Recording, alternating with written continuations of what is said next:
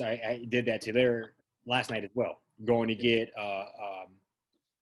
Westbrook, past future Hall of Famer, Oh, past that's what you say league you're MVP. Lakers.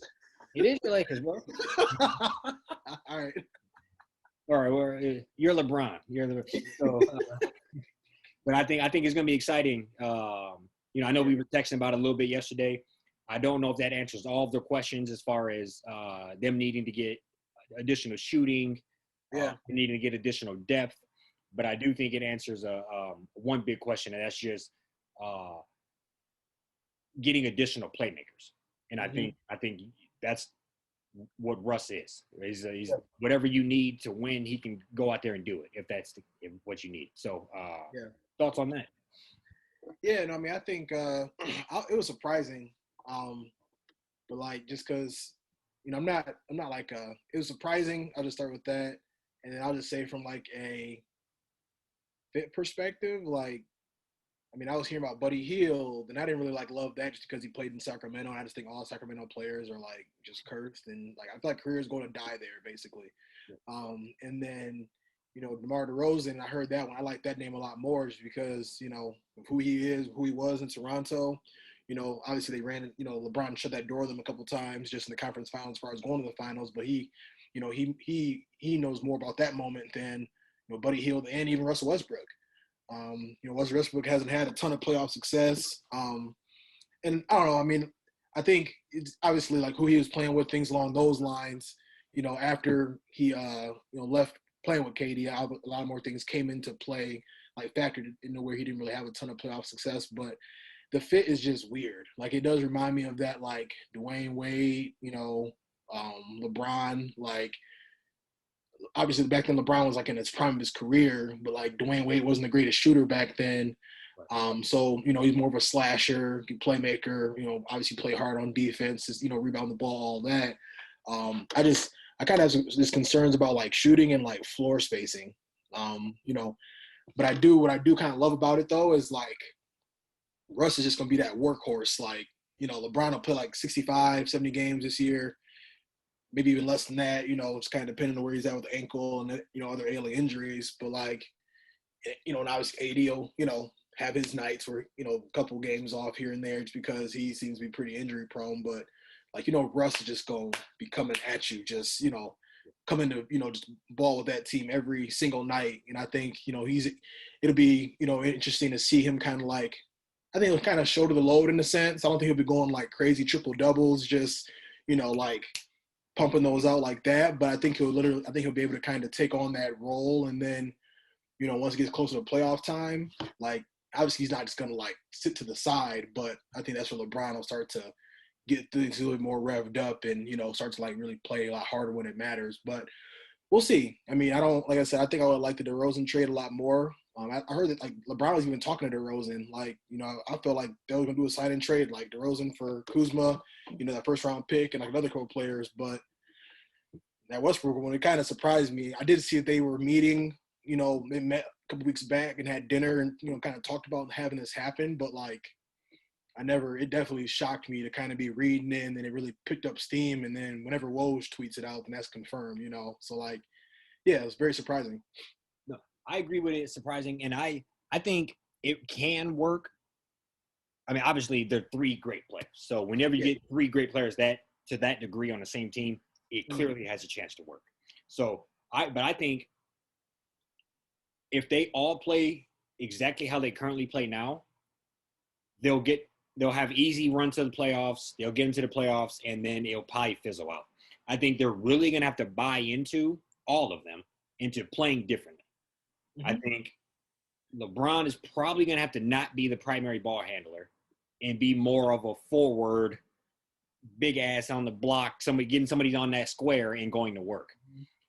And then Russ could be more of the orchestrator, and then Anthony Davis can kind of do that in between, lack of a better term, the cutter, the pick and pop type of guy.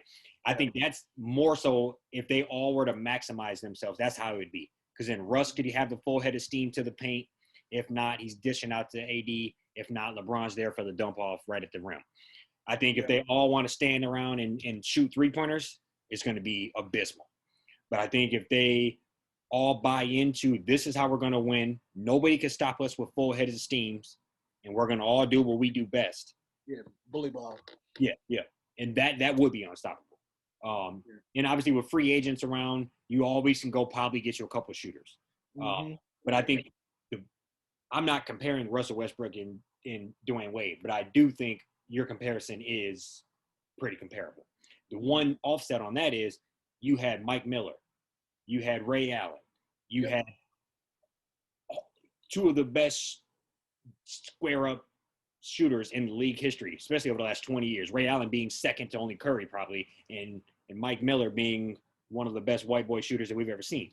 So I think you had that working as well as a few other people that will get hot every now and then. So I think if you had the equivalent of a Ray Allen coming off your bench, I would feel a hell of a lot better in this situation. But that person doesn't exist.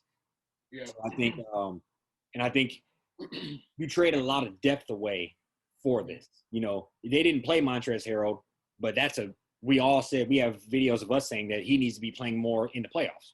Yeah. So that's a good asset that you had on your team that you didn't use. And now you trade. I don't know. I'm just not sure without the depth. I want to see how this roster comes together with the rest of these free agent signings and maybe a couple of tweaks as far as trades go. But I think they have to buy in to play differently in order for it to work how it, championship type work. Yeah, absolutely. Yeah, no, I agree. I think right now, I mean, they probably got it's those three: Orton Tucker, Mark Gasol, Caruso is up for. He only had he just came off a 1-year deal. They just drafted the new Caruso and that the dude from Texas Tech. I mean, that's you bring that up, but like that's it. That's his replacement. Guys they drafted undrafted free agents. I mean, they might, they might kind of be throwing the fire, expecting to do a little bit more than what they, need. But I think they have like $5 million in cap space and in the room for 2 veteran minimum contracts. So I've heard Melo might pop out. I heard Melo. Yeah, Melo. He's not, LeBron should have got Melo on that team 2 years ago. Yeah, he should have made him do it, and then he would have never been on Portland. He would have got his ass a ring last year, and he would have helped y'all out this year. It would have been beneficial for everybody. Yeah. But, No, I agree. And I think and you could always go into the luxury tax. If they think they got a championship, they'll start taxing that up. Yeah, just super random, but Golden State is $180 million in luxury tax right now. Because Klay Thompson went down back-to-back years. They just started throwing money left and right, just So yeah, that's a great point you make though. If they need to kind of just dip in there and start to, rack it up a little bit. But yeah, no, I agree. I mean, I even think I don't know. Like I said, the fit is just it's weird. I see it a couple ways. I see it as Bron being point guard and Russ just run baseline, coming off picks, just real aggressive to the cup, just trying, what I'm saying, just drive and kick or drive and finish, drive and dish, and then I also can see, like you said, with Russ at point guard, Brian just really playing a 4. Yeah. And then that even worked too because AD, he acts like he's a shooting guard, so he always wants to play on the perimeter anyway. Yep. So high pick and roll, Russ with AD, Brian just kind of, Brian can play however he needs to play. So I feel that there's a couple different scenarios, but even with those, I'm just kind of you know what I'm saying? I know Brian, I will say between the both of them, I feel I probably trust him a little bit more at point guard than I do with Russ. No, clearly. But, that definitely.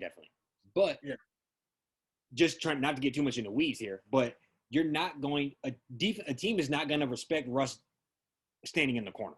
They're just not going to give a fuck about him standing in that corner.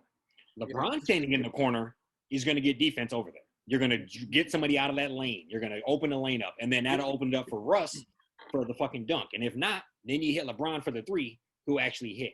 All the way around, Russ, nobody's going to care if Russ is standing in the corner. They're going to make him shoot that shit, and then thus the lane is going to be clogged up and it won't work.